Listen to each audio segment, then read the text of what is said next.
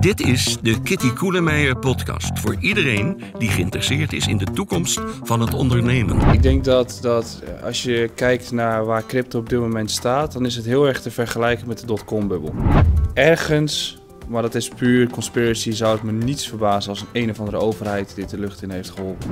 Maar hoe meer mensen dat gaan beseffen en hoe meer partijen die keuze bewust gaan maken om hun geld uit het systeem te halen en dat in een stablecoin te zetten, ja, dat kan op een gegeven moment ons hele financiële systeem in gevaar brengen. In deze aflevering gaat Kitty in gesprek met Michael van de Poppen. Handelaar in crypto, influencer met een groot aantal volgers op social media en ondernemer. Kitty spreekt met Michael over de bitcoin, andere cryptomunten, de markt en hoe de bubbel zich zal ontwikkelen en natuurlijk de rol van de overheid. Let op, in deze podcast wordt geen financieel advies gegeven. Ik spreek met Michael van de Poppen. Hij is econoom, crypto-analyst, influencer en ondernemer. Welkom Michael. Dankjewel. Dat is nogal wat hè, voor iemand onder de 30. Je bent heel jong en je hebt al enorm veel succes bereikt. Je hebt hoeveel op YouTube inmiddels? 120.000? 120.000 ja, en Twitter is nog wat groter. Twitter is bijna 400.000 denk ik hè? Klopt, ja. Ja, dat is onvoorstelbaar. En je moet op enig moment daarmee begonnen zijn. Vertel eens hoe dat ging. Ja, ik ben begonnen met crypto in 2017 tijdens mijn studie. En gaandeweg, de standaardroute is dat je begint met crypto, je koopt iets en dan ga je op zoek naar informatie. Dat doet iedereen bijna. En dan eindig je op Twitter, want dat is het algemene medium waar iedereen communiceert in de cryptowereld. Alleen wat ik zag was dat er eigenlijk 90% complete onzin is wat er gedeeld wordt daar. Of in ieder geval geen goede informatie of er worden er weer tweets verwijderd. Toen dacht ik van ja, waarom ga ik zelf niet dingen delen? En zo ben ik begonnen, zat ik in bepaalde communities, daar ben ik het ook gaan delen. En van het een is het ander gekomen en ineens wordt het je passie. Eerst is het je hobby, dan wordt het je passie en dan wordt het je werk. Maar je hebt er op een gegeven moment voor gekozen om ondernemer te worden. Wat was nou dat moment? Wat gaf jou de doorslag? Ja, het komt op je pad. Ik wilde eigenlijk nooit van 9 tot 5 een vaste baan hebben voor de rest van mijn leven. Ik wilde uitdagingen. Een voorbeeld daarin is mijn vader die 40 jaar lang bij hetzelfde bedrijf heeft gewerkt en heel tevreden is. Maar daar zie je gewoon weinig uitdaging in dezelfde baan. En ik weet ook van hem dat hij telkens hetzelfde aan het doen was. Dus ik wilde voor mezelf eigenlijk in mijn leven gewoon mezelf uitdagen en avonturen opzoeken. En daardoor ben ik altijd wel een ondernemertje geweest. Er zijn ook dingen fout gegaan, zijn dingen goed gegaan. En nu is dit op mijn pad gekomen. Ja, je hebt refurbishment van telefoons, heb je een handeltje in gehad. Ja. En ben je daar toch mee gestopt? Want er zijn natuurlijk bedrijven die daar heel goed in doen. Ja, in 2010 had ik een webshop in nieuwe telefoons. En toen kwamen de eerste iPhones op. En ja, dan komen de partijen in die heel veel kapitaal hebben, waardoor jij vervolgens weggeduwd wordt. En dat gebeurde eigenlijk ook bij de refurbished tijdperk. Er was een periode dat er nog heel veel handel in zat, of heel veel mogelijkheden.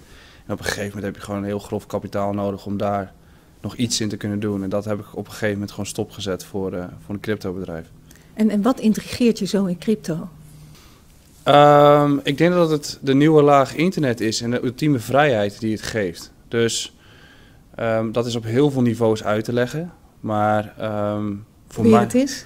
Nou, kijk, crypto, wat je nu bijvoorbeeld in bepaalde landen ziet, is dat het een nieuw wettig betaalinstrument kan gaan worden. Sinds kort, hè? Ja. El Salvador? Ja.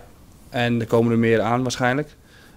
Recent is Oekraïne nog naar buiten gekomen met informatie dat zij dat ook graag zouden willen gaan doen. Maar dan zie je dat het in een land als El Salvador vrijheid geeft, omdat je een munt hebt die enigszins waardevast is of koopkracht behoudt over de lange termijn. Dat is het idee van hard geld. Dat is een veelgehoord opmerking in de crypto-community. Hè? De centrale banken die drukken maar bij. Het fiat geld, zoals ze dat noemen, dat heeft last van ontwaarding en inflatie. En met crypto heb je dat niet. Maar dat geldt natuurlijk niet voor alle tokens en munten. Nee, dat is eigenlijk alleen voor bitcoin. En daarom is het ook de nummer 1 munt. Er zijn heel veel munten bijgekomen. Die hebben allerlei verschillende invalshoeken en verschillende doelen. Ethereum is er daar bijvoorbeeld zelf eentje van. Die een heel ander tijdperk is gekomen ook. En een heel andere laag crypto of blockchain is dan bitcoin zelf. Maar bitcoin probeert het harde geld te zijn wat men zoekt. Ja. Dus sound money. Okay. En dat hele principe. Maar dat is één van de redenen, hè? Ja, dat is één van de redenen. Voor mijzelf is het, dacht ik van ja, ik wil altijd vrij kunnen zijn. Ik wil kunnen werken waar ik zou kunnen werken. Op een plek maakt niet uit. Tijd maakt niet uit. Als ik niet wil werken, wil ik dat ook gewoon kunnen doen. En die mogelijkheden brengt crypto wel. Of in ieder geval traden en investeren in crypto, daar zijn ook heel veel mogelijkheden in. En ja, daar ben ik in begonnen en op een gegeven moment is dat in plaats van een 40-urige werkweek is het een 100-urige werkweek geworden. Maar ja, je doet het met liefde. Je wilt dingen doen die je leuk vindt om te doen. Ja, en crypto vind je leuk. En wat is er nou concreet leuk aan crypto? Ik denk dat het crypto zelf... ik vind dat een moeilijk antwoord. Ik denk dat het vooral wat mij interesseert is dat ik... traden en investeren heeft me altijd geraakt. Dat wilde ik vroeger altijd al gaan doen. Doe ik nu nog steeds. En dat interesseert mij het meest. En nu komt daar het stuk bij dat ik informatie kan overdragen naar mensen die nog aan het begin van hun hele route staan. En dat motiveert mij het meest als ik bijvoorbeeld een bericht krijg van iemand die zegt van ja, dankzij jouw informatie kan ik financieel vooruit of mijn familie financieel vooruit. Dat motiveert je en daardoor ga je door. En nou zeggen investeerders zoals Michael Saylor, jou waarschijnlijk wel bekend, veel te vinden op YouTube en andere social media, die zegt ja, Bitcoin is de beste store of value of het beste oppotmiddel wat je maar kunt bedenken. En hij zegt dan van ja, onroerend goed is leuk, maar je neemt niet zomaar even je pand mee. Hij heeft daar heel verhalen over. Kijk jij daar ook zo naar? Michael Saylor heeft eigenlijk wel een dubbele agenda. Dus ik ben het eens met de dingen die... Hij koopt voor honderden miljoenen aan Bitcoin op, hè? Ja, maar als je een beetje in de geschiedenis duikt van de man zelf, dan komen er wel wat vagere verhaaltjes naar boven. En zijn motivatie is natuurlijk ook, of zijn agenda is ook van ja, ik wil positief praten over Bitcoin, want ik heb zo'n gigantische positie in Bitcoin. Dus hij wil alleen dat het omhoog gaat. Dus daar zou ik altijd wel een kanttekening bij hebben. Maar de dingen die hij zegt kloppen wel. Dus de dingen die hij aangeeft over Bitcoin, die zijn wel juist. En dat zeker in het inflatieprincipe waar we nu echt mee te maken hebben. Ik bedoel, inflatie is super hoog. Nou ja, dat ligt eraan welke inflatie je pakt en of je huizenprijzen wel of niet meeneemt. Hetzelfde probleem is dat je bijvoorbeeld goud ook niet mee kan nemen op vakantie, maar een digitale munt kan dat dan weer wel. Dus dat zijn allemaal wel redenen die kloppen. Alleen altijd zulke soort argumenten zou je in een soort van kader moeten zetten en nog steeds kritisch naar kijken. Want inflatie is ook maar eindig. En het principe van volledig decentraal, daar kun je ook nog een hele discussie over gaan houden of dat daadwerkelijk wel het geval is. Dus heel vaak als iemand als Michael Saylor of iemand anders iets zegt, dan kun je daar nog steeds verschillende argumenten bij gaan vinden of in ieder geval het zo kaderen dat je een kritisch beeld moet krijgen in plaats van helemaal Hosanna mee met Michael Saylor. Ja, en het gedachte is natuurlijk als iemand met die zoveel investeert dit doet, dan zal het wel goed gaan. Ik ga mee in de slipstream. En hij kan zich natuurlijk ook niet permitteren dat het niet goed gaat. Nou, dat kan hij niet vertalen naar de aandeelhouders. Maar je hebt nog Elon Musk bijvoorbeeld, die probeert eigenlijk hetzelfde geintje. Dus die was eerst heel positief over Bitcoin.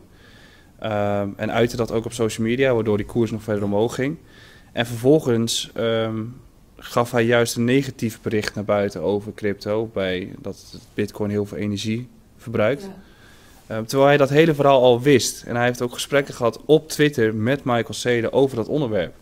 Maar hij gooide het zo op social media dat er eigenlijk een negatieve houding kwam in de crypto community. En toen ging de koers omlaag. Dus ze proberen, of in ieder geval zulke soort grotere influencers, of grote mensen op deze wereld, proberen de koers op zo'n manier te bewegen dat ze er zelf wel het meeste aan hebben. Ja, en dat is natuurlijk de keerzijde. Hè? We hebben dat idee van decentralisatie, dat natuurlijk een heel mooie gedachte is, dat er niet een centrale instantie over jouw wel en wee beschikt, maar dat decentraal kan. En goed, daar kun je inderdaad de hele discussie over voeren, dat de bestendigheid tegen inflatie, maar de tegenhanger daarvan is natuurlijk crimineel geld. Wat je vaak hoort ook van mensen die wat huiverig staan tegenover crypto. Hoe veilig is het? Je hebt natuurlijk heel veel scammers, ook op social media. Eigenlijk ook een beetje cowboys en piratenwereld, niet gereguleerd. Dus dat betekent, om dit goed te kunnen, moet je wel een beetje handig zijn met social media, toch iets snappen van de cultuur van crypto. En dat helpt natuurlijk niet mee. Ja en nee. Ik denk dat als je kijkt naar waar crypto op dit moment staat, dan is het heel erg te vergelijken met de dotcom-bubbel. In de dotcom-bubbel kwam internet op. Toen had je ook heel veel bedrijfjes en dingetjes die fantastische dingen beloofden. Heel complex voor nieuwe mensen, dus het was niet gemakkelijk te begrijpen. En daar gaan mensen mee in zee of die gaan proberen te investeren en verliezen geld of verdienen veel geld. Dus dat is altijd een heel moeilijk schouwspel en het gaat zo snel met de technologie. Nou ja, NFT's komen er nu aan, we hebben DeFi gehad en die zijn allemaal met nieuwe lagen bezig op de blockchain. Waardoor het wat lastiger wordt voor een leek om te begrijpen wat het nou eigenlijk inhoudt. Ja, er is veel crimineel geld. Ja, er is nog geen regulatie. Maar regulatie komt er steeds meer aan. En dat wij op Beursplein 5 zijn met bepaalde partijen die daar ook zitten, die heel actief contact hebben met de AFM. En je ziet dat de regulatie steeds belangrijker begint te worden. Vooral wanneer jij bitcoin wilt omzetten naar euro of omgekeerd. Dan wordt er steeds meer van jou gevraagd om aan te tonen waar het vandaan komt. Ja, dat KYC, Know Your Customer. Hè? Als je op een crypto-exchange wat wilt kopen, dan moet je eigenlijk je moet je identificeren, legitimeren. Je moet ook bewijs van adres leveren. En soms zelfs zeggen waar je middelen vandaan komen. Ja, hoe groter het bedrag is, hoe meer je eigenlijk moet aantonen waar het vandaan komt. Zeker als het niet helemaal matcht met wat je huidige financiële profiel is. Dan wordt er gewoon steeds meer gevraagd. En sommige andere handelaren moeten hele trade logboeken overmaken om te laten zien waar het vandaan komt. Maar daarnaast kun je ook gewoon via de blockchain zelf van Bitcoin kun je eigenlijk zien waar het overal heen is gegaan. Dus als er ergens een keer terrorisme geld tussen zit, of crimineel geld, dan is dat te trekken en dan kan dat gewoon vervolgens geblacklist worden. Maar die adressen zijn anoniem, maar dan blacklist je de adressen en dan nemen die groeperingen een nieuw adres. Ja, het zijn anonieme adressen, alleen op het moment dat je die vertaalslag maakt naar je rekening, dan is het niet meer anoniem. Nee. Dan kan je die hele route wel doorgaan en daar worden de mensen ook steeds slimmer in. Als dat gebeurt, en dat gebeurt heel vaak wanneer een hack plaatsvindt, dan is het adres bekend en die wordt bij alle exchanges gelijk geblokt, waardoor diegene niet van zijn munten af kan. Oké. En dat is nu al een paar keer gebeurd. Ja, en dat is nu een paar keer gebeurd. En er is ook een paar keer gebeurd dat vervolgens de hacker de munten weer teruggegeven heeft. Van ja, ik kan er eigenlijk niet zoveel mee. Dus het systeem zelf regelt dat, of het begint dat te regelen. En als je kijkt naar de groei van de markt zelf en dan institutionele investeerders, nou, daar komen dus nu steeds meer regeltjes voor. En waaronder er eentje van de KYC is die wij allemaal mee te maken krijgen. En dat zorgt ervoor dat er meer financiële instrumenten gaan komen, waardoor het transparanter en overzichtelijker wordt. En jij vindt dat dus een goede zaak, die regulering? Ja, anders dan wordt crypto nooit een algemeen maatschappelijk betaalmiddel. En zou jij daar nog tips in hebben? Dat je zegt van eigenlijk moet er dit of dat nog gebeuren? Dat vind ik moeilijk. Ik denk dat er sowieso voor mij als investeerder en handelaar juridisch geen advies te geven is. Ik bedoel, als je gaat kijken naar de structurering van bijvoorbeeld een vastgoedobject, hoe die via blockchain verkocht moet gaan worden. Ja, ik zou niet weten hoe dat juridisch gedekt moet gaan worden of hoe dat allemaal in elkaar zit. Het enige wat ik wel weet is dat wanneer het gereguleerd wordt, dat het makkelijker openbaar gaat. Dus dat het makkelijker door iedereen toegepast kan worden. Want uiteindelijk is je doel dat mensen een app gebruiken waarbij ze niet weten dat het blockchain is. En daar heb je regulatie voor nodig. Het laatste woord is daar nog niet over gezegd. Hè? En je ziet ook heel veel mensen je ziet nu sowieso weer heel veel nieuwe toetreders tot de markt. Ook heel veel mensen die toch huiverig zijn. Je maakte de vergelijking met de dotcom-bubbel. Bij de dotcom-bubbel was het klapte. Maar ja, ondertussen is nu de online wereld, de online commercie groter dan die ooit is geweest. Klopt. Hoe zie jij dat gebeuren voor crypto? Ik denk eigenlijk dat we dezelfde route gaan lopen. Ik denk dat als je gewoon echt kijkt naar de markt nu en de waardering van een paar van die projecten. Nou, neem een Cardano. Dat is de nummer 5 munt nu. Een soort Ethereum-achtig. Wat typeert Cardano? Ja, ze proberen een betere versie te zijn van Ethereum. Dus sneller, schaalbaarder. Ze zeggen al 4 jaar dat er smart contracts aankomen. Dat zijn de contracten waarbij jij apps kunt gaan bouwen en dat je echt financiële instrumenten kunt gaan bouwen via een platform. Maar die zijn er nog niet? Die zijn er bij hun nog niet. Helemaal niet. En die toch komen er nu aan ongeveer. En de waardering van Cardano is? Rond de 100 miljard, dus meer dan een Uber. En er is niks eigenlijk? Er is een belofte. En dat kenmerkt de waardering van crypto op dit moment. En dat is niet Bitcoin zelf of een Ethereum. Maar het gros van de markt heeft een waardering die super hoog ligt. En het eigenlijk een belofte is voor de toekomst. En dat is 1 op 1 vergelijken met de dotcom-bubbel. Want toen had je dat ook. Van hele grote beloftes die er aan gaan zitten te komen. Maar die 9 van de 10 keer er niet echt aankomen. Dat is gewoon een luchtkasteel. En dan zie je dat de koers naar beneden klappen. Maar op het moment dat de koers naar beneden klappen, wil dat nog niet zeggen dat het fundamenteel daadwerkelijk slecht gaat. Want dat hebben we in 2018 ook gezien. Er wordt gewoon doorgebouwd. Dus ik denk dat we een soort vanzelfde levensloop mee gaan krijgen. Kun je daar iets specifieker in zijn? Hoe zie je dat voor je? Kun je een soort scenario schetsen? Liefst met tijdslijn erbij. Ik denk dat we de Bitcoin cycle, dus de cyclus, is tot nu toe iedere keer 4 jaar. Nou, dat is tot op heden nog steeds de enige juiste. Ik geloof alleen wel dat de cycles iets langer beginnen te worden, omdat er meer geld in de markt komt. En dan zie je heel vaak dat nieuwe koersstijgingen duurt wat langer, omdat er meer geld nodig is. Als we nu kijken naar de koersen, naar crypto en ook een klein beetje naar hoe de financiële wereld in elkaar zit. Ja, ik denk niet dat het feest nog langer dan 12 maanden doorgaat. Dus ik denk dat we... Het feest van de koersstijging of het cryptofeest? Nee, het feest van de koers dan echt. Dus daar is iedereen eigenlijk nu op gefixeerd. Ik wil geld verdienen. Ja. Ik denk dat dat misschien nog 6 tot 8 maanden doorgaat. En dan krijg je weer hetzelfde als in 2018, dat de koersen heel erg hard naar beneden klappen. En misschien ook wel aandelenmarkt en huizenmarkt. Dat op het moment dat de aandelenmarkt ineens een draai gaat maken, wat ook een reëel scenario begint te worden, ja, dan gaat crypto net zo hard mee. En dan voor een periode van 4 jaar een bear market met lage ja, dan krijg je het grote vraag van oké, stel we zouden dus een correctie krijgen of een crisis, wat iedere 10 jaar wel plaatsvindt. Hoe gaat crypto dan reageren op het moment dat de aandelenmarkt laag staat? Gaan we dus wel gewoon 4 jaar lang, 5 jaar lang vlak blijven? Of gaat Bitcoin een soort van cyclus van de jaren 30 goud overnemen? Je zag in de 1929 krach dat goud heel erg hard omlaag ging. Maar in de periode van 10 jaar daarna dat we deflatie hadden, dat goud het eigenlijk best wel goed deed, omdat mensen geen vertrouwen hadden in de overheid. En dat is wel de grote vraag. Stel er komt een crisis en die aandelenmarkt en de huizenmarkt klappen in elkaar. Gaan mensen hun vertrouwen verliezen in de overheid? En zo ja, waar gaat men dan heen? En goud gaat men niet meer heen. Dat is gedateerd. Dus dan ga je meestal vluchten naar iets als crypto. Dus ik verwacht zelf dat we op het moment dat de aandelenmarkt echt een klap gaat maken, dat crypto net zo hard meegaat, maar daarna de grote stijging gaat zien. Oké, dus tussen nu en 12 maanden, je krijgt een periode van grote koersstijgingen en dan komt de klap. Mm-hmm. En ja, dan moet je maar afwachten. Hè. Hoe lang dan kan het dus een paar jaar echt laag zijn. Het kan ook in de loop van 10 jaar wat omhoog gaan. Maar zijn die enorme koersstijgingen die we afgelopen jaar hebben gezien, of die stijging van die cryptokoersen, is dat dan verleden tijd? Of zeg je dan van nee, want dat gaat weer terug en dan gaat het weer omhoog. Een voorbeeld, de bitcoin is natuurlijk begonnen als een munt van nog geen cent.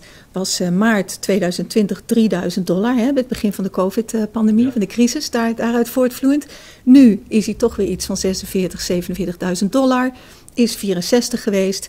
Nou, en de vraag is, waar gaat het heen? Het kan natuurlijk pieken en dan op meer reële niveaus terugkomen en blijven. Of verwacht je dat die cycli van alsmaar hogere pieken, dat blijft? Nou, ieder weldenkend mens kan begrijpen dat dat niet iedere 4 jaar doorgaat. Ik bedoel, er zijn wel een aantal modellen die zeggen van oké, iedere 4 jaar gaat het door. Alleen dat kan gewoon simpelweg niet. Want dan heb je te maken met een bitcoin van 1 miljard. Maar dan hebben we waarschijnlijk ook te maken met een economie waarbij gewoon een brood €50 ineens is of hoger. Dus dat kan gewoon simpelweg niet. En daarnaast is het ook nog eens een keer het feit van, je zit nu, Bitcoin heeft halvings. Nou, ik zal kort Wat is een halving? Een halving is de rewards die miners krijgen voor het minen van blokken of voor het verifiëren van transacties. En het principe is zo bij Bitcoin dat dat over termijn steeds minder wordt. Zodat er steeds minder Bitcoins bijkomen op de markt en uiteindelijk maximaal 21 miljoen. Ja. En iedere 4 jaar worden die beloningen voor de miners dus gehalveerd. En dat noemt men de halving. En daar komen die 4 jaar cyclus ook vandaan. Echter, als een markt groter begint te worden, dan wordt het effect van die halving steeds minder en gaat het effect van de macro-economie steeds meer toenemen. Dus stel de Fed die beslist iets, dan gaat dat op een gegeven moment, omdat de markt zoveel groter is, veel meer effect hebben dan de halving zelf. De kosten van het minen van een blok bitcoins, dat wordt ook steeds hoger. Alleen wat we zagen bij de vorige halving was dat de huidige koers van de bitcoin gelijk was aan de kosten van het minen van 1 bitcoin. En wat je nu begint te zien is dat de kostprijs, laten we het zo noemen, rond de $25.000, $30.000 begint te hangen, terwijl de koers dus veel hoger ligt. Dus het effect van zo'n halving gaat minder bepalen wat de koers zelf doet. Maar als de Fed ineens de rente gaat verhogen en de aandelen gaan omlaag, gaat dat veel meer een impact hebben. Dus die cycli gaan gewoon niet door. Ja, en nou er is een Nederlander die heet Plan B. En eigenlijk anoniem. Hij geeft wel interviews, is te horen, maar ik weet niet hoe hij eruit ziet. Ik weet wel dat het een hij is. Mm-hmm. En die heeft een model gemaakt, het stock-to-flow model. En dat schijnt, dat voorspelt niet de pieken en de dalen, maar het voorspelt eigenlijk de gemiddelde koersniveau van Bitcoin. En het lijkt erop dat het vrij nauwkeurig is. Wat is jouw visie daarop? Ja, maar het grappige is dat hij zelf kritisch is op zijn eigen model. In principe pakt hij niet heel veel variabelen. Hij pakt gewoon de halvings en het supply-stuk pakt hij mee in zijn model. Ja, hij kijkt dus naar de beschikbare hoeveelheid die op de markt is en wat erbij komt. Hè? Dat is stock to flow. Ja, en die koppeling maakt hij ook met goud. Ja. Die heeft hij ook gedaan. Ja, en zelfs met de huizenmarkt, met de voorraad onroerend goed of woningen. Maar je zou eigenlijk een aantal van zijn stock-to-flow modellen grafieken moeten bekijken. En dan zie je dat die niet verder gaat dan 2025. En dat is een beetje hetzelfde als wat ik net besprak. Van oké, wat gaat er gebeuren na de volgende halving? Dat weet hij zelf ook niet. Hij zegt, dit model gaat tot op zekere hoogte werken, maar op een gegeven moment niet meer. Want dan zijn er dus andere variabelen die daadwerkelijk impact maken op de koers. Dus hij heeft dat model gemaakt tot 2025 en dan daarna, ja, dat weten we nog niet. Nee. Maar tot op heden heeft hij wel het meest nauwkeurige model. Dat moet ik wel heel eerlijk toegeven. En denk je dat het dan op een stabiel niveau blijft of dat het helemaal inzakt en weer langzaam opkrabbelt? Je hebt natuurlijk al iets over gezegd zojuist. Nou, ik denk vooral dat die parabolische stijgingen minder zullen zijn. Dus als je een beetje de koers vergelijkt van goud, in de jaren 2030 was het heel volatiel. Ja. En gaandeweg wordt het steeds stabieler omdat die markt groter wordt. Forex is precies hetzelfde verhaal, valuta. En die pieken en dalen zijn gewoon steeds minder weg. En dat is eigenlijk de visie van Bitcoin. Jij hebt een munt die koopkracht behoudt en die jou rust geeft, waardoor jij op lange termijn investeringen kunt gaan doen, zonder dat jij het idee hebt dat jouw munt minder waard wordt of jouw geld minder waard op de rekening. Dus op termijn zal Bitcoin zelf minder volatiel gaan worden. Er blijven altijd cryptocycli, er blijven altijd munten keer 100 gaan of keer 10 en weer naar beneden gaan. Dat blijft wel. En nu is het de vraag of die technologie achter Bitcoin niet een beetje aan het verouderen is. Hè?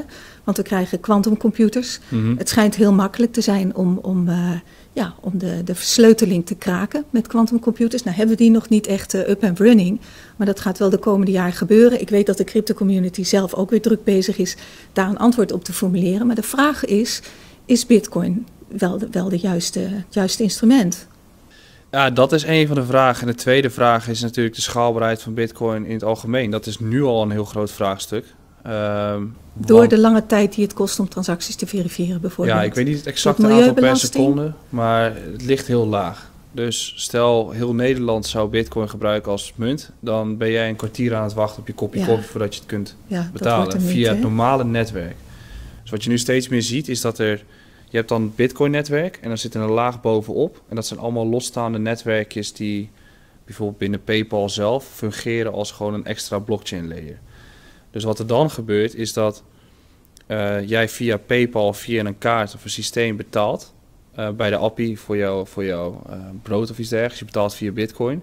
En 1 keer in de week worden al die transacties op dat netwerk vervolgens uitgezet bij de Bitcoin blockchain netwerk. En dat kan ervoor zorgen dat we dus wel alles kunnen gaan gebruiken, maar niet via het hoofdnetwerk. Want dat kan het gewoon niet aan. En dat is het nadeel van decentralisatie. Als het volledig decentraal is, kun je dat soort dingen niet makkelijk doorvoeren. Ja, of van wat oudere technologieën. Want je kent natuurlijk ook het verhaal dat Bitcoin geschikt is als oppotmiddel. Store of value, maar dat Ethereum, wat ook een andere methode van verificatie heeft, misschien wel veel beter geschikt is.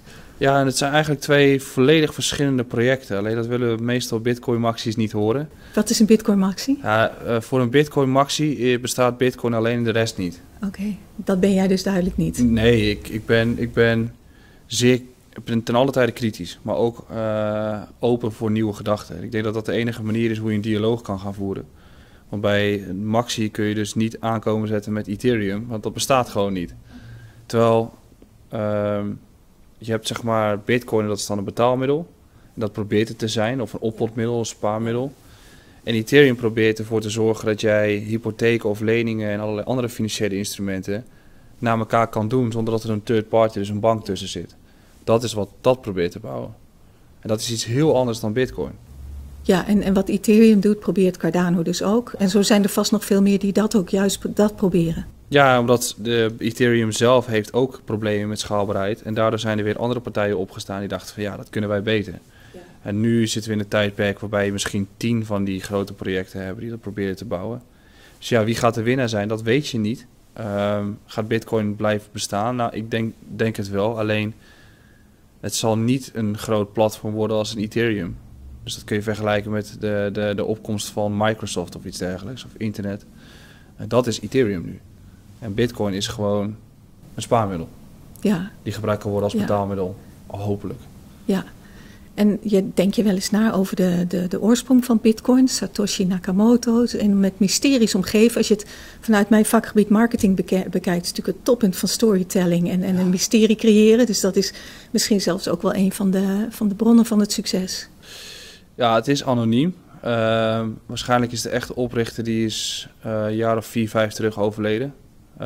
Maar dat is nooit bevestigd dat hij het is. De oprichter Satoshi Nakamoto heeft zelf nog een heel groot aantal bitcoins. Ergens, maar dat is puur conspiracy, zou het me niets verbazen als een of andere overheid dit de lucht in heeft geholpen. Het zou me helemaal niks verbazen.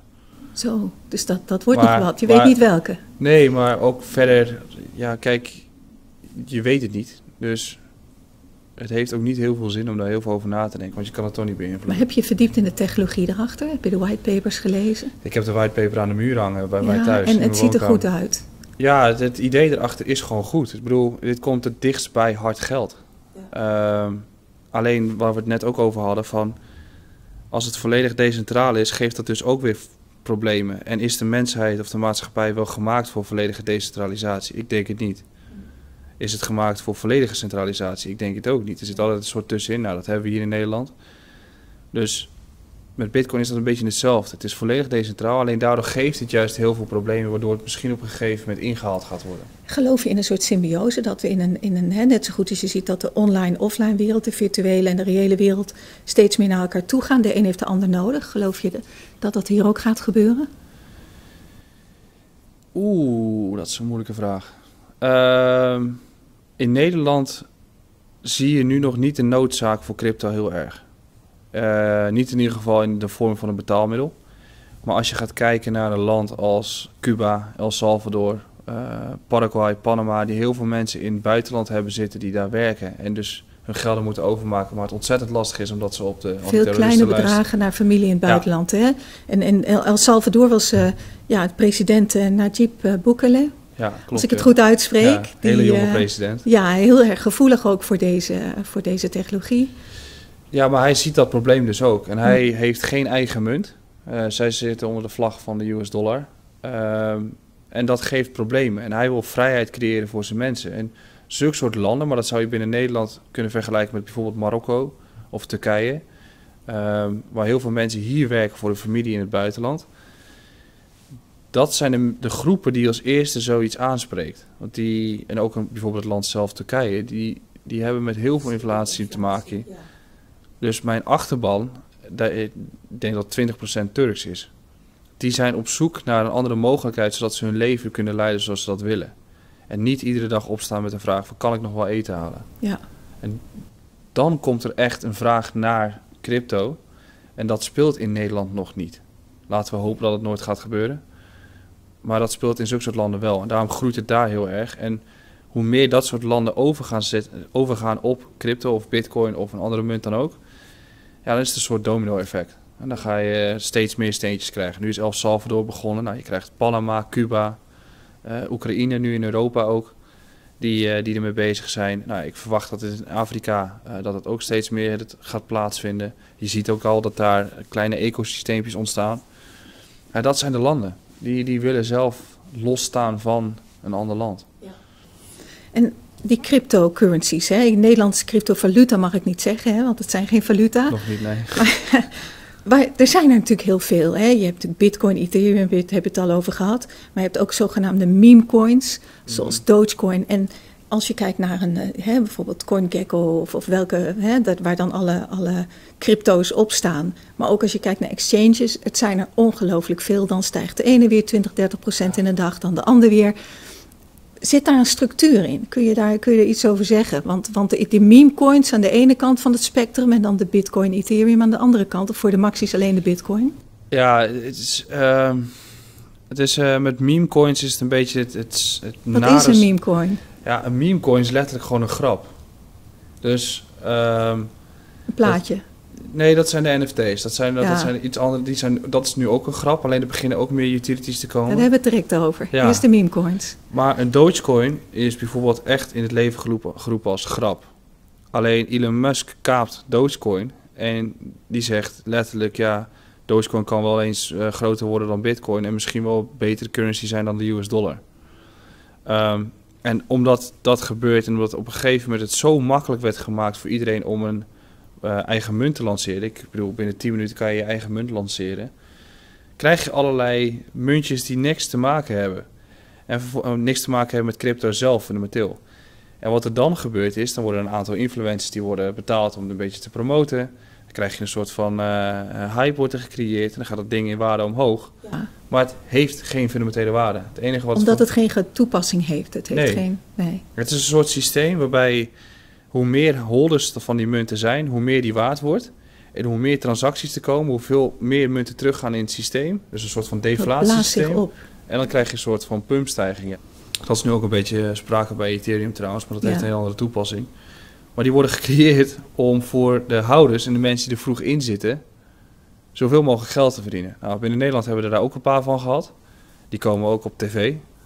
En niet in een heel positief daglicht. Nee, ik ga ze niet noemen. Nee, maar die zijn er wel. En dat soort verhalen zorgt ervoor dat men wantrouwend wordt naar crypto toe.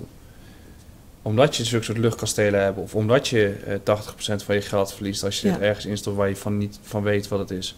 Maar hoe weet je nou, als investeerder, als consument, wat een memecoin is? Hoe weet je nou wat een munt is met een toepassing? En wat zijn nou de tokens waar je eigenlijk weg moet blijven? Ja, deze vraag krijg ik vaker. Het is zeg maar, een memecoin. Als iets omhoog gaat, wil het nog niet zeggen dat het daadwerkelijk een scam is. Of een memecoin, of iets waar je niet in moet investeren. Dus er zit een hele fijne lijn in.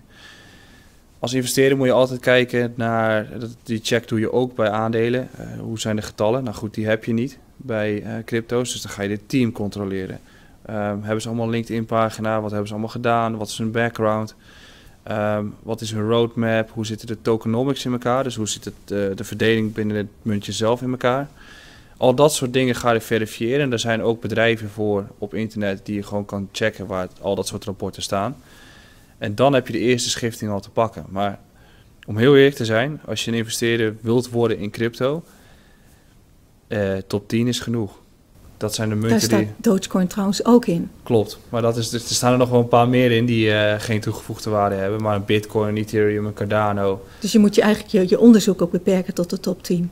Afhankelijk van je kennis. Ja, Als je net begint in de cryptowereld, start met te begrijpen wat Ethereum en Bitcoin zijn. En als je Ethereum begrijpt en Bitcoin, dan kun je ook gaan kijken naar Solana, Cardano en al dat soort platformen. Maar als je de markt inkomt en je koopt een munt die op plek 300 staat, alleen maar omdat iemand tegen jou zegt, ja, die gaat het goed doen, ja, dan vraag je om problemen. Maar dat is de FOMO die in de markt hangt. ja, FOMO is... Fear of missing out. Ja, en goed, dit zijn dan de memecoins, daar moet je wegblijven. Maar je hebt natuurlijk ook heel veel andere soorten. Je hebt DeFi, je hebt dat zelf al genoemd, Decentralized Finance. Ja. Wat kun je daar wat over zeggen? En zijn er nog meer van dat soort projecten? Decentralized Finance had vorig jaar een hele grote zomer dat het ineens in opkomst kwam. Omdat eindelijk voor het eerst de platformen kwamen waar echt financiële instrumenten op gebouwd werden. Dus dan moet je denken aan een Fidelity die korte termijn leningen zoekt, alleen dat niet meer bij de normale partijen kan regelen. Dus dan ontstaat er een soort van derde partij waar jij jouw geld stalt. Dan krijg je vervolgens 5 of 6% rente over en Fidelity kan het lenen. Dus die worden aan elkaar gekoppeld. En dat is Decentralized Finance. Dus we hebben 1, betaalinstrument Bitcoin. En 2, de laag eroverheen. Dat wij met elkaar financiële afspraken kunnen maken. Dat is wat Een er nu software intermediair eigenlijk. Ja, zonder third party. Dus alles wordt geautomatiseerd. Ja, de third party is de software. Ja, en dat zal alleen maar meer gaan groeien. Alleen op het moment dat zoiets in opkomst is, krijgt het dus hype. Terwijl het nergens op slaat, want het is er nog niet. Maar op het moment dat dat steeds verder doorgroeit, en daar krijg je nu steeds meer toepassingen voor. En dat is het meest gevaarlijke voor het bestaan van ons huidige financiële systeem. Want waarom zou je je geld op een spaarrekening zetten en daar negatieve rente op krijgen, als wanneer je het in een stablecoin neerzet en daar 7% per jaar op krijgt? Of meer. Of meer. dan kun je je wel gaan afvragen of dat sustainable is als het nog hoger is. Maar hoe meer mensen dat gaan beseffen en hoe meer partijen die keuze bewust gaan maken om het geld uit het systeem te halen en dat in een stablecoin te zetten, ja, dat kan op een gegeven moment ons hele financiële systeem in gevaar brengen. En daar is niet heel veel voor nodig. Maar je hebt ook een categorie currencies zoals bijvoorbeeld RSR, hè? Die echt ook het doel hebben om de inflatie die in bepaalde landen zit te helpen beheersen. Dus dat is dat type munten, dat is of een antwoord te vormen op inflatie. Ja, je hebt ook een aantal munten, ik kom even niet op de naam, maar die proberen zelf een systeem in te bouwen die al automatisch op inflatie en deflatie schikt. Dus die blijft in balans. Klopt, dus op het moment dat die stijgt, dan duwen ze het aantal supply van de munten weer omlaag, zodat het weer in balans komt. Dus daar zijn... Kijk, uiteindelijk is crypto ontstaan uit een soort van woede van ons huidige financiële systeem. En daardoor komen er steeds meer van dit soort oplossingen naar voren. Oké. Nou even over jouw andere rol. Hè? Je bent ook influencer. Het gaat je goed, ik kan dat ook aan je zien. Hè? Je bent zeer succesvol. Maar ik heb even rondgevraagd. Hè? Wat is nou de vraag die je aan Michael zou willen stellen? En een van de vragen is, slaap jij wel ooit? Ja, jij bent voortdurend aan het posten. Je post 's nachts berichten op Twitter. Het lijkt of je maar een paar uur per nacht slaapt. Ik krijg die vraag heel vaak. Maar Twitter heeft volgens mij een maand of 3 terug hebben ze een nieuwe toepassing erin verwerkt. En dat is scheduling tweets. En ik was me op een gegeven moment bewust van hoe ga ik ervoor zorgen dat ik groei? Het is uiteindelijk een netwerkeffect, dus hoe groei ik op social media? Nou, dat doe je door 24/7 content te blijven produceren. Ja. Dus om 8 uur 's avonds ga ik zitten, maak ik mijn tweets voor de nacht. En maar stel dat er iets gebeurt, stel dat er een crash is en dan kom je daar met je... Dat heb ik wel eens gehad, maar daar bedenk je wel een beetje je tweets na, hoor. Ik moet ook zeggen, ik heb soms helemaal geen zin om die tweets te maken. Of dan zit ik op het terras en dan ga ik ook hele andere dingen doen. Maar dat is waarom ik 's nachts tweet. Om ervoor te zorgen dat mijn netwerkeffect groter wordt. Omdat ik graag naar zoveel mogelijk mensen informatie wil. Ja, en dat werkt ook. Ja, gezien het aantallen volgers wat je hebt. Ja, maar groei, dat had ik nooit kunnen denken dat zou gebeuren. En het leven als influencer, hè? Want dat betekent ook dat je jezelf blootstelt, dat je bekend bent. Dat betekent ook, weten we allemaal op Twitter, dat er heel veel haat is, dat er heel veel scammers zijn. Hoe ga je daarmee om? Nou, je hebt sowieso op online social media heel veel impersonators en scammers. Dat is super irritant. Kunnen de platformen schijnbaar niks aan doen. Ik word de hele tijd geconfronteerd met het feit dat mensen geld overmaken naar iemand waarvan ze denken dat ik het ben. Ja. Daar kan ik niks tegen doen. Dat is heel vervelend om ermee om te gaan. Verder, hoe groter je wordt, hoe meer je bepaalde dingen niet meer normaal zou kunnen doen. En hoe meer dingen die je normaal dacht nooit kunnen ze gaan doen, worden normaal. Dus dat houdt in op straat herkend worden. Naar de kroeg gaan en daar mensen die jou herkennen. Of je kan niet meer fatsoenlijk naar een festival toe, omdat je toch met je eigen groepje om je heen wilt hangen.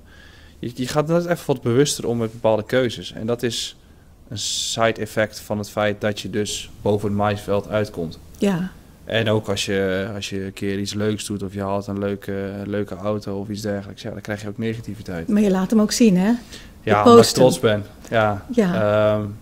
Ik post hem zo nu en dan, omdat ik gewoon wil laten zien van ik ben trots. En voor een hele grote groep mensen is het ook een motivatie van ik heb het letterlijk allemaal zelf gedaan. Ik heb geen stimulans gehad van iemand. Ik heb het zelf opgebouwd. Ik ben ooit met €2000 begonnen. 4-5 jaar terug. En nu sta ik hier en dat kan je ook zelf bereiken. Maar je post ook foto's van je katten, hè? Ja. En niet zo weinig ook. Nee, ja, die zijn bij mijn ouders thuis. En dat vind ik nog veel leuker dan materiaal. Maar dat hele persoonlijke, dat vermeng jij dus met je rol als crypto-analyst. Ja, ik heb altijd de afspraak gemaakt van, met mezelf in ieder geval, dat als ik ergens bekender in word en ik moet op tv of ik moet interviews doen of bijvoorbeeld hier zitten, dat ik mezelf blijf. In iedere situatie wil ik dat gewoon, ik wil mezelf kunnen blijven, want dat is je belangrijkste schild. En daardoor vind ik het ook belangrijk dat ik persoonlijke dingen deel. Dus katten, voetbalstadions. Ja, inderdaad. Formule 1. Formule 1 ook nog. Of als ik ergens last van heb, zoals met mijn been. Al dat soort dingen wil ik gewoon delen, zodat mensen ook zien van hij is een mens. Nou heb ik de afgelopen jaar flink wat influencers gevolgd. En er zit ook een hele groep jonge van mannen in Dubai bijvoorbeeld. Maar het valt mij toch wel op dat jij een van de meest nuchtere op feiten gebaseerde analisten bent, influencers. En ik weet ook dat jij je wel eens ergert aan wat er allemaal wordt gepost. Ja. Ook op YouTube. Ik liet me vroeger vaker uit over bepaalde mensen, omdat dat informatie is waar je niets aan hebt. Dus ik probeer ten alle tijde redelijk nuchter over te komen en gewoon basaal en rustig mijn informatie te... Je blijft weg van de clickbait. Op YouTube doe ik het nu wel met mijn titels, maar dat is alleen maar om een groter bereik te krijgen. Want als je naar de video's zelf kijkt, weet je dat ik helemaal niet zo ben. Ja. Maar ja, kijk, als een Cardano op bijvoorbeeld dit niveau staat van 100 miljard... en je ziet een video waarbij je zegt, ja, Cardano gaat nog keer 100... ja, dat gaat gewoon niet gebeuren. Dat kan gewoon niet. Dan is het 10 triljoen, ja... Sorry hoor, maar dat soort informatie zorgt er dus wel voor dat mensen die onwetend zijn, dat voor waarheid aannemen en bepaalde keuzes maken en geld gaan verliezen. Ja. En daar realiseren heel veel van de jongens niet. En hoe zit jouw businessmodel in elkaar? Hè? Want alle activiteiten die je hebt, die zorgen voor inkomsten, hè? Via YouTube. Maar je hebt natuurlijk ook je crypto-platform, waarmee je... Ik weet niet of ik het advies mag noemen. Wij geven je geen financieel advies. Nee. Maar jij leidt mensen op. En hoe zit het in elkaar? Dat grijpt natuurlijk ook allemaal in elkaar, denk ik. Ja, het is sowieso bij elkaar verweven. YouTube zorgt voor mij voor inkomsten. Investeringen die ik doe, die zijn inkomsten. Partnerships die ik heb, zijn inkomsten. En het bedrijf is voor mij mijn kindje. Hoe is dat in verhouding? Waar zit het zwaartepunt? Ik denk dat de waarde wel in mijn bedrijf zit, maar mijn geld verdien ik niet met mijn bedrijf. Dus mijn geld verdien ik zelf met investeren en handelen. En het bedrijf is omdat ik dat oprecht heel leuk vind om te doen. En ik wil gewoon een heel tof bedrijf neerzetten waarbij ik kan zeggen van ja, ik help mensen of ik breng ze verder. En dat is dat educatieve platform en de consultancy waarbij vanaf Beursplein waar we mensen wel enigszins adviseren, maar binnen de regelgeving van de AFM. Ja, dat je geen vermogensbeheer doet. Nee, we zijn wel met partijen in gesprek om te kijken van oké, kunnen we dit onder de vlag van jullie gaan doen? Want we willen het zelf wel heel graag. Dan heb je een partij als Amdax of van Iconic waar je mee praat. Of misschien zelf een vergunning gaan halen bij de AFM. En dat staat op de rol voor komend jaar om dat te gaan doen. Ja, we moeten wel. Er komt namelijk nieuwe regelgeving aan waarbij crypto wel een financieel instrument is. En dan word je heel erg gelimiteerd. Dan zijn er nog een paar ontwikkelingen waar ik het even met jou over wil hebben. De eerste zijn NFT's, non-fungible tokens. En we zien daar een enorme hype in, is daarin ontstaan. Volgens mij is hij alweer een beetje aan het afdalen. En dan heb je het ook... Nou, zeg het maar. Ja, die hype is nog steeds gaande. Ik bedoel, maar wat zijn NFT's? Wat moet je je daarbij voorstellen? Nou, het is eigenlijk Pokémon kaarten. Weet je dat principe? Ja, hele tekeningetjes van Bored Apes en verveelde en penguins. En wel grappig dat je Bored Apes zegt, want die hebben wel een utility erachter. Dus wat het idee bij Bored Apes is, ze hebben, ik weet niet hoeveel van die kaartjes uitgebracht, van die apen. En ze gaan straks evenementen organiseren of communities of dergelijke gaan ze houden, waarbij je alleen binnen kan komen als je één zo'n NFT hebt. Okay. Dus dan wordt het een soort van high-class community. Maar zo'n NFT kan honderdduizenden euro's kosten. Ja, er was, laatst ging er zo'n Ether Rock. Gewoon een plaatje van een rock met een nummer erbij. Die ging voor $1,8 miljoen. Ja. Dat heeft nul toegevoegde waarde. Alleen NFT's zelf. En zeker als je gaat kijken naar de artiestenwereld en evenementenbranche. Games. Play to earn. Dat is een principe die daarin in verwikkeld is. Ik praat ook met een aantal artiesten die zeggen allemaal van ja, wij betalen heel veel aan royalties. Maar als we via een NFT-platform zelf ons album uit kunnen brengen, we kunnen zelf er allerlei dingen in verwerken die we cool vinden om te doen, dan krijgt dat natuurlijk een vlucht op een gegeven moment. Don Diablo heeft een concert gegeven via een NFT-principe. Dan moest je een NFT kopen. En dan dat was voor jou je toegangsbewijs dat je dat concert kon zien. Of dat... Ja, dus de auteursrechten, de intellectuele eigendom, daar heeft het wel degelijk heel veel relevantie mee. Hè? Want wat we nu zien met die plaatjes is vooral leuk, een beetje oefenen, een beetje experimenteren. Even ongeacht de bedragen die daarvoor worden betaald. Maar het heeft op termijn, zit daar natuurlijk wel degelijk een hele belangrijke use case in. Ja, en op heel veel verschillende niveaus. Ik bedoel, fragmentatie van vastgoed via NFT's gaat waarschijnlijk ook gewoon komen. Of in ieder geval... Ja, dus dat je een klein stukje vastgoed koopt en dat daar een NFT voor krijgt. Ja, dat is zeg maar, je hebt dus Bitcoin of je hebt blockchain, daar zit DeFi bovenop en daar komt nu NFT bij. En dat gaat op een gegeven moment allemaal steeds verder met elkaar verwikkeld worden. Alleen, er zijn zoveel juridische vraagstukken die nog niet verwerkt zijn. Kijk, je kan wel een financiële overeenkomst sluiten over een NFT. Maar wat ga je juridisch doen als A of B gebeurt? En daar zijn nu steeds meer mensen mee bezig van we maken real use cases en dan gaan we gewoon testen. Een man uit Den Haag die heeft een oranje bal. En daar zitten twee ledjes in. En daar hebben mensen geld naar overgemaakt. En dat zijn de eigenaren van die bal. Maar hij heeft hem zelf thuis staan. Dus als hij op een gegeven moment naar een evenement wil toegaan met die bal, moet hij toestemming vragen aan de houders of hij daarheen mag. En hij zei van het is voor mij interessant om dit te doen, want kan ik op kleine schaal kijken wat voor probleem waar je tegenaan loopt en wat je dan voor oplossingen daarop kunt gaan bedenken. En dat is een beetje het verhaal met NFT's. Ja, dat is interessant. En ik ken nog een toepassing van NFT's. Hè. Dat zijn de decentrale marktplaatsen. Dat is natuurlijk interessant voor iedereen die zich met e-commerce, retail bezighoudt. En je hebt daar een aantal. Hè. Een daarvan is bijvoorbeeld Splitcore.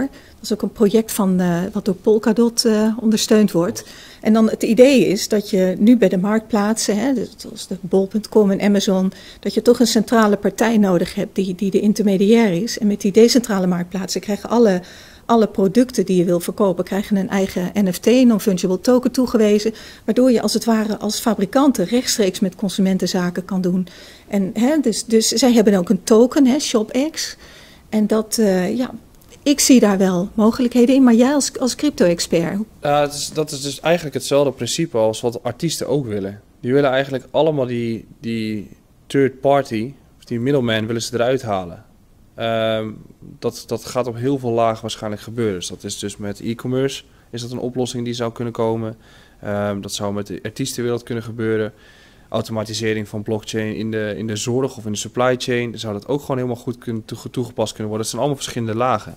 Ja, ik word daar heel positief van. Want dat gaat waarschijnlijk heel veel kosten drukken die wij hebben. Maar die tussenpersonen, die hebben natuurlijk wel allerlei fulfillment en logistieke services, financiële services die ze vaak aanbieden. Hè? Want in dit geval moet de fabrikant zelf het transport regelen of een leverancier transport regelen naar een consument. Terwijl bijvoorbeeld bij de grote platformen, die hebben fulfillment by en die doen dat voor je. Ja, maar je ziet tegenwoordig zonder blockchain al steeds vaker dat die fabrikant rechtstreeks communiceert met de consument. Er zijn daar verschillende partijen steeds meer mee actief. Dus dat is al wel een beweging die steeds vaker gaande is. Wat voegt blockchain daaraan toe naar jouw idee? Nou, bijvoorbeeld in de kleding of in het eten kun je vervolgens volledig tracken waar het eten vandaan komt. Dus als jij milieubewust bezig bent... Gebeurt al, hè? Ja, dat wordt steeds ook meer toegepast. Verder geeft het voor mij, voor de e-commerce, vind ik het lastig in te schatten, omdat er al oplossingen zijn zonder blockchain. Maar met een V-chain dan kun je dus volledig tracken waar de producten allemaal vandaan komen. Dus kun je daadwerkelijk weten of die echt is of dat die niet door kinderarbeid gemaakt is en dergelijke. Maar de vraag bijvoorbeeld bij artiesten is van joh, wij willen een platform bouwen met NFT's en zelf het album uitbrengen. Maar dat werkt alleen voor de grotere jongens. Hoe werkt dat voor iemand die wil starten? Die heeft een platenlabel nodig.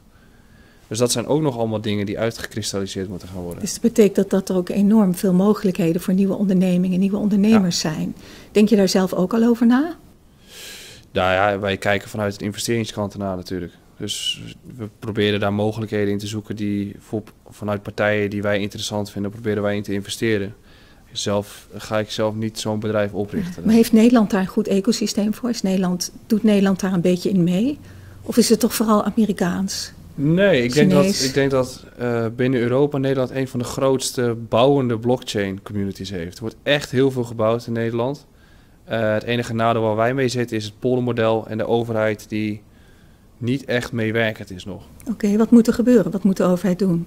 Nou, het zou fijn zijn als de overheid ons oude handelsgeest, wat Nederland is, een beetje in vaandel... Maar hoe dan? Nou, open en transparant zijn in plaats van gelijk de deur dichtgooien. Dus bijvoorbeeld de CPB-directeur die zegt van nee, we moeten bitcoin verbieden, want het geld of het bedrag of de waarde gaat omlaag. Ja, maar goed, als je zo denkt, dan zouden we in principe alles kunnen verbieden. Open en transparant zijn, in gesprek gaan met de blockchain community en zo kennis vergaren. Bijvoorbeeld Matthijs Bouwman op tv, een hele gerenommeerde econoom. Hoor ik af en toe ook gewoon dingen zeggen die heel makkelijk te verhelpen zijn door gewoon af en toe eens een keer te gaan praten met mensen die uit de blockchain community komen. Dus die connectie maken, dat gebeurt al, maar nog niet intensief genoeg. Want als je die connectie maakt en je gaat actief met blockchain overweg en je reguleert het, dan ben je straks voortvarend dan wanneer je achter de groep aanloopt en een van de partijen bent of landen bent die als laatste aansluit. Nou, dan is dit een mooie uitnodiging aan de politiek. Je kan het vast ook op nog andere manieren doen. Ja. Ik denk dat het een hele goede suggestie is.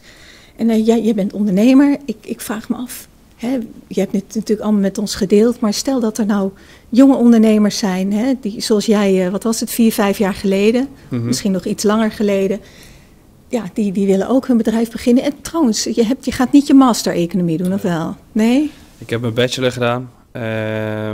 En toen heb ik op een gegeven moment gezegd, ik haal daar weinig plezier of voldoening uit. Het was meer voldoening voor mijn ouders. En vooral ook omdat ik mezelf nu het embleempje econoom op kan dienen. Dat is schijnbaar voor de maatschappij super belangrijk. En toen heb ik al heel snel gezegd van ik ga geen master meer doen, omdat ik wil graag bezig zijn met dingen die ik leuk vind om te doen. Je bent natuurlijk pas echt econoom als je een master hebt afgerond, hè? Ja, dat is waar, waar. Maar ik merk nu al in mijn werkveld dat zeker met crypto, met nieuwe technologie, dat daar is, als ik oude modellen ga leren, dat is bijna niet toepasbaar op de crypto die er nu is. Dus misschien dat daar nog ook wel een koppeling van statistische kennis is natuurlijk altijd handig, hè, in dit geval. Ik denk dat Plan B ook een traditioneel opgeleide analist is. Ja, hij komt ook uit de bankenwereld. Ja, maar even terug naar mijn eerdere vraag. Wat voor tips heb jij nou aan startende ondernemers? Je bent zelf nog hartstikke jong, maar je bent wel heel succesvol. Dus tips van iemand die nog jong is, dat is vaak heel aantrekkelijk. Ja, ik denk vooral gewoon koppig en stug zijn en doorzettingsvermogen hebben. Ik bedoel, toen ik begon, toen was ik in mijn eentje als hobbymatig bezig en werd ik heel vaak uitgelachen. En ik denk dat je in de eerste 2 jaar ga je ervaren dat het helemaal niet zo makkelijk is. En dan komt die koppigheid en doorzettingsvermogen, die is van toepassing dan. En verder openstaan voor kritiek en openstaan voor andere visies. En als je dat gaat doen, dan kun je die visie koppelen aan je eigen visie en jezelf alleen maar verbeteren. Ik denk dat dat de route is geweest waar wij nu zijn aangekomen met het bedrijf. En hoe wist je nou dat jouw visie de juiste was? Want je kan ook koppig zijn met een verkeerde visie. Hoe wist je nou? Klopt. Waar zat je zekerheid? Nou, mijn zekerheid zat in het feit dat ik wel redelijk begreep dat crypto enigszins groot kon worden. Echt het bedrijfsmodel is gewoon gewijzigd. Omdat voorheen was het eerst een soort van tradegroep. En nu kwam ik op Beursplein en had ik die andere bedrijven om me heen. En zag ik hoe de professionaliteit daar was. En toen dacht ik van oké, hoe kunnen wij ervoor zorgen dat wij een bepaald bedrijfsmodel hebben. Waarbij 1, mijn following erbij gebaat is. En 2, al die andere bedrijven ook. En dat het net iets anders is. En dan ga je nadenken en dan kom je eigenlijk uit bij wat er in de traditionele wereld al bestaat. En dat ga je enigszins koppelen aan de cryptowereld met de kennis die je hebt. Ik denk dat dat steeds vaker gaat gebeuren ook.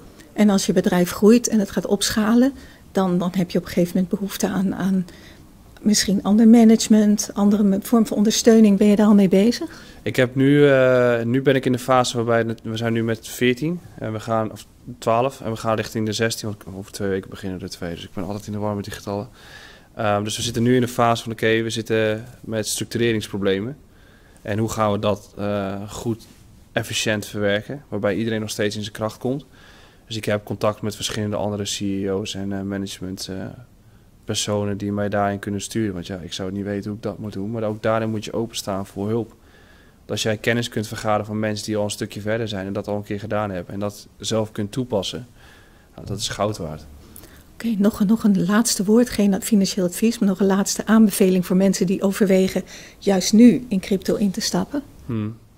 Doe het rustig. En wat is rustig? De meest simpele oplossing is door bijvoorbeeld van jouw salaris iedere maand 1% te kopen. Zo heel gelaagd rustig gaan inkopen. Uit de top 10 te kopen, met uitzondering van de meme coins dan. Ja, maar gewoon, al hou je het bij Bitcoin of Ethereum, gewoon iedere maand een klein beetje kopen, zodat je een feeling krijgt met de markt. En dat gaat even duren. En niet hals over kop alles zomaar in iets stoppen waarvan je denkt dat het omhoog gaat. 9 van de 10 keer gaat het fout. Oké, fantastisch dat je bij ons was. Dankjewel. Ja, dankjewel. Michael van de Poppen, crypto-analyst, influencer, econoom en ondernemer. Dankjewel. Ja, ook bedankt. Dit was de Kitty Koelemeijer podcast. Als je dit gesprek interessant vindt en vaker dit soort gesprekken wilt zien of horen, druk dan op die bekende knop. Want dan weet je één ding zeker: de podcast van Kitty wordt vervolgd.